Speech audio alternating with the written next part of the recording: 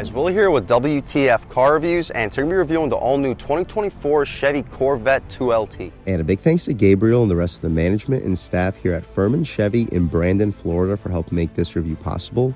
I'll leave a link to their inventory below, and if you're looking for a new car, SUV, or truck in the Tampa area, I would definitely recommend checking these guys out and ask for Gabriel. And as most of you guys probably know by now, in 2020, Chevy shocked the world with their first ever mid-engine Corvette. Over the last few years, we've seen some minor changes, including the addition of the Z06 and E-Ray model this year. Other than the E-Ray for 2024, the Corvette adds a few paint colors, wheel options, and appearance package. We also get a couple more standard advanced safety features.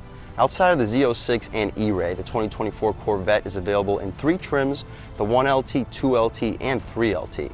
Here we have the 2LT with a base price of $76,000. What else do we get for that money? Let's jump right in. So from a styling perspective, really not a whole lot has changed since this vehicle came out back in 2020. We get black headlight housing, LED daytime running lights, LED headlamps.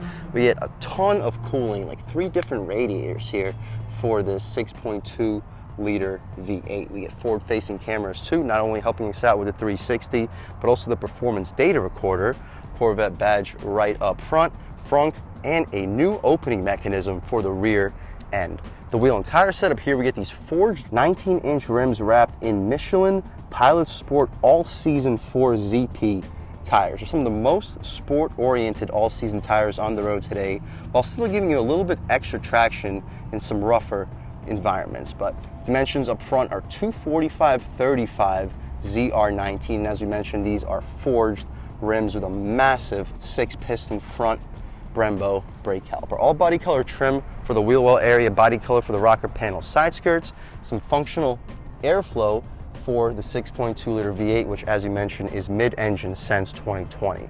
And all of this is the coupe for the 2LT. We still get the removable roof. It's not technically the convertible because it doesn't hide away into the engine compartment. You gotta hide it yourself in the trunk and compromise your overall trunk space. But either way, the roof is removable. The gas cap is pushed to open, easy fill.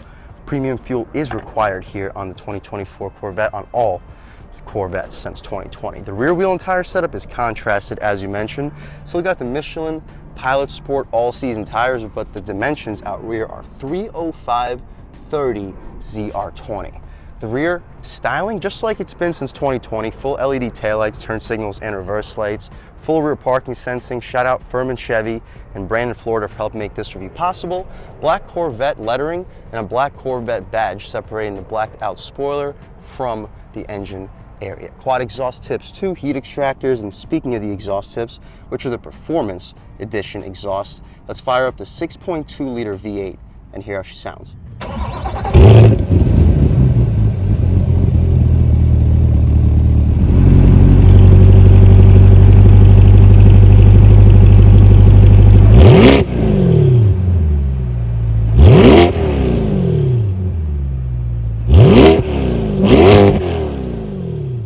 Alright guys, that was the sound of the 6.2 liter V8 sold by Chevy for the 2024 Corvette 2LT. And with this performance exhaust, it sounds really good, cranking out 495 horsepower, 470 pound-feet of torque, sending the power to the rear wheels, made it to an 8-speed dual clutch transmission. You can expect 0 to 60 in under 3 seconds. I believe Car and Driver tested it at 2.8, which is no joke. You see the functional heat extractors. It may let in a little bit of rainwater, but I'm sure the engineers designed this engine compartment in a way where it won't affect it too badly. The trunk space back here, hopefully you guys can pick it up. I'll leave a link to show you exactly how much space is back here. And if you want to remove the roof and have a convertible-like experience, the convertible or the roof itself fits flushly in this compartment area. It's also a soft close. Check it out. See? Boom, soft close. It's also available as a full power function now for 2024. We also get a digital rear view mirror. Hopefully you can pick that up on camera. We'll take a step over here, check out the front, check out the window sticker, and then see the interior of this 2024 2LT. So up front, not only do we have a very solid amount of cargo space, we also get a 12 volt so you can throw an electrically cooled cooler in here, LED interior lighting. If you find a way to fit a human being in here, they can press this button and electrically remove themselves from your frunk.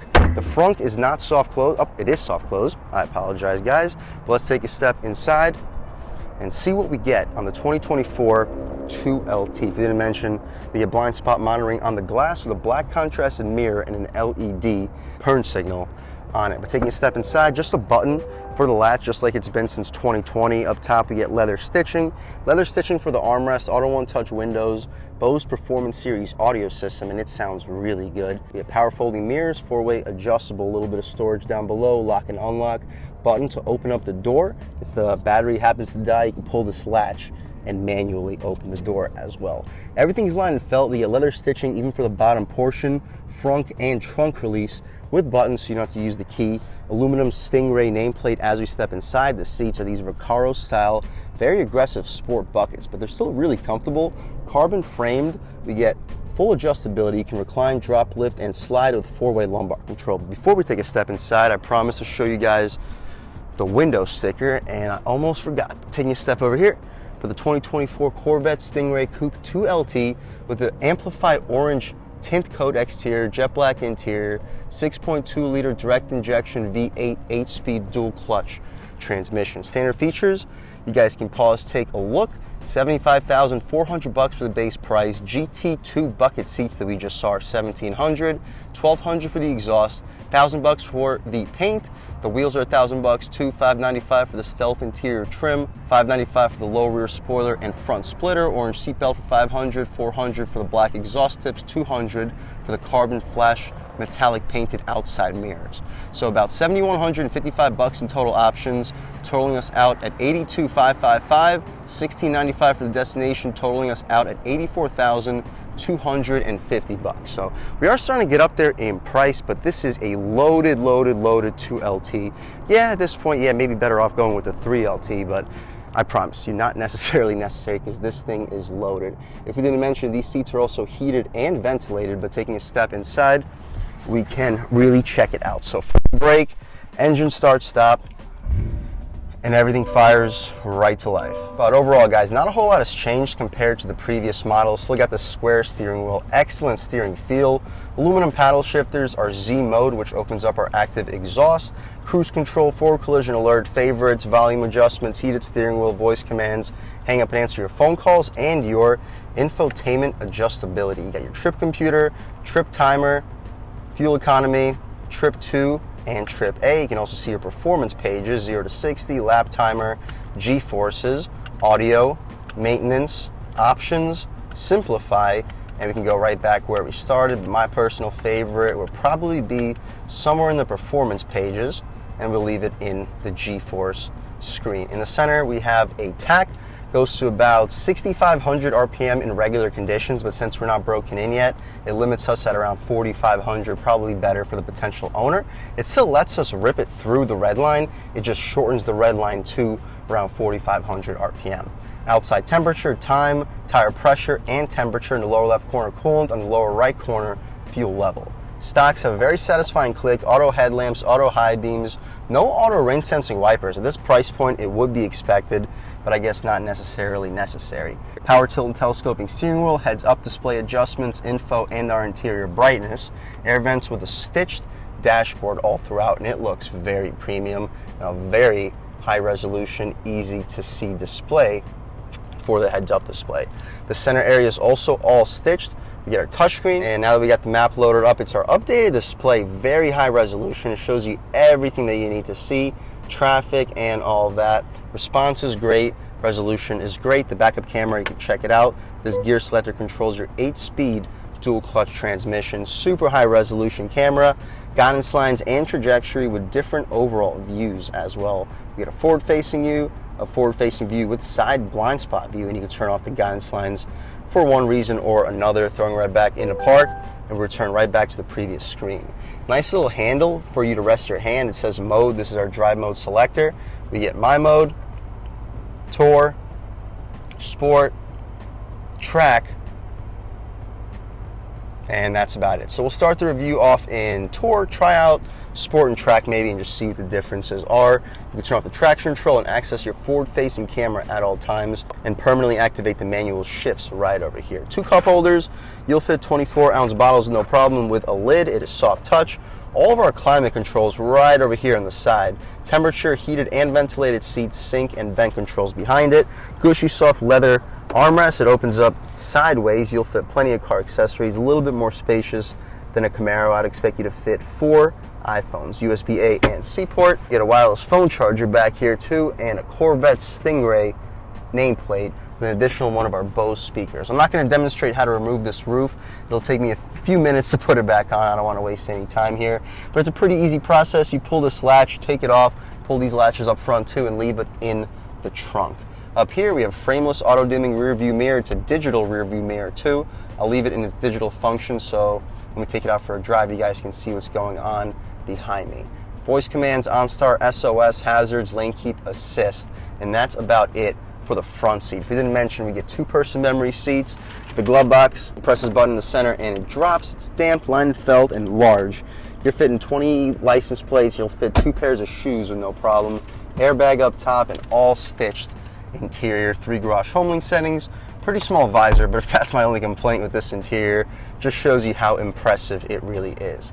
That's about it though, guys, for the inside and outside of the all-new 2024 Corvette 2LT in this beautiful orange metallic paint color. We are getting up there in price. The base price around $75K with all these options after destination sitting a little bit underneath $85. You got to still remember, this is a mid-engine supercar that can do 0 to 60 in under 3 seconds and costs under $100,000. And recently, I haven't been seeing many of these go for over MSRP, finally. A couple years ago, 1LT that cost 60,000 bucks was stickering on a dealership for 100K after add-ons. That's not the case anymore. You're actually starting to get a lot of value in these new Corvettes. Performance-wise, let's take this 2024 Corvette 2LT out for a drive and see what it's got. All right, guys, now we're just about seeing everything we need to see with the inside and outside of the all-new 2024 Chevy Corvette 2LT.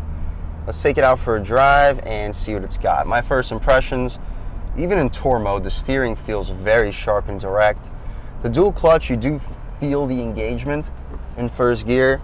If you're used to regular torque converter automatics, it will take you a day or two to get used to it, but once you're used to it, it's just like any other automatic. About 3rd throttle in tour mode. Very strong power and very crisp shifts. We'll try out a turning radius real quick. Very sharp. About half throttle. Wow, the response is just ridiculous in tour mode. About halfway. Yeah, guys, it is strong, and when you hit the bumps with this magnetic suspension, it stays very planted. The Brembo brakes do a good job of slowing you down. And even in tour mode, the steering feels good. The throttle is responsive. I wish you can adjust the exhaust. I'm sure you can in my mode. Set everything to tour while leaving the exhaust in its performance mode. That's how I would do it, because in tour, I think the steering feels more than sporty enough, but you also keep the dampers and suspension in its softest and most comfortable mode. For daily driving, that's probably how I would leave it. Try it out in sport, see what changes up. The exhaust immediately gets a lot beefier, throttle gets more sensitive, and the steering gets heavier. About half throttle. Woo! Definitely louder, but as far as performance, when comparing the throttle, yes, it's a little bit more sensitive in sport, but overall power is about the same. Ride quality, you definitely feel the bumps a little bit more in sport, to be expected with the magnetic suspension. That's why I'd probably leave it in tour for daily driving. Throwing it in, planted, low body roll. And yeah, you do feel the bumps a little bit more. Yeah, you feel the engagement. So much torque. Heads-up display has a really cool illumination. You see the G-forces, you see the revs, and you see your speed with traffic sign recognition.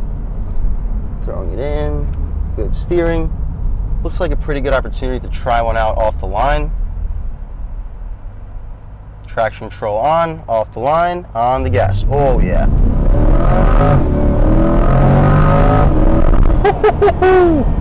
That is quick. I'm not even going to try it out in track mode because I don't want the traction control off. Why take the chance? In sport mode, that is definitely quick enough to try out these paddles. With the dual clutch transmission, paddle shifters are a lot of fun. Wow. As soon as you even sniff the shifter, the transmission changes gears. Brakes feel good, downshifts are instant. Guys, this is a supercar. I wouldn't even put this in a sports car category. Historically, the Corvette has always been on the edge between sports car and supercar. It's no longer on the edge. It's definitely way closer to supercar. I mean, the handling is top notch. It's Porsche levels of handling. It's Ferrari levels of acceleration, and it's high-end Camaro in terms of pricing. If that's what you're looking for, guys, how could I not recommend checking one of these out? Overall, guys, if you're looking for a top-level performance vehicle, supercar, but you're not looking to spend over $80,000 to $100,000, the 2024 Corvette is a great way to go.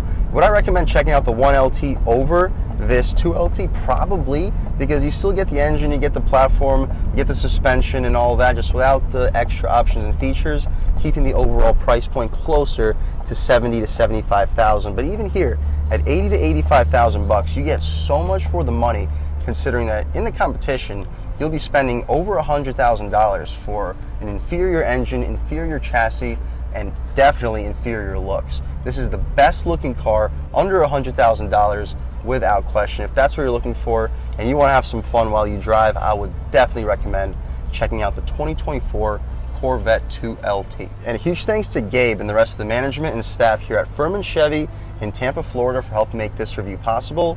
I'll leave a link to their inventory below, and if you're looking for a new car, SUV, or truck in the Tampa area, I would definitely recommend checking these guys out. And as for Gabe, and a huge thanks to all you guys for watching. I had a great time making this video. If you're new to the channel, please subscribe. If you've already subscribed, thank you so much. You guys know the channel is just not possible without you, and I really appreciate the constant support. But again, if you haven't subscribed yet, please subscribe. Leave a like too, it really helps me out, the YouTube algorithm. That's how these videos get promoted to new people. Leave a comment, let me know what you like, let me know what you don't like. Leave a comment, let me know if there's any specific cars, SUVs, or trucks you want to see reviewed on this channel, and I'll definitely try getting those videos for you ASAP. But other than that, again, thank you guys so much for watching, and I hope all of you have a great day.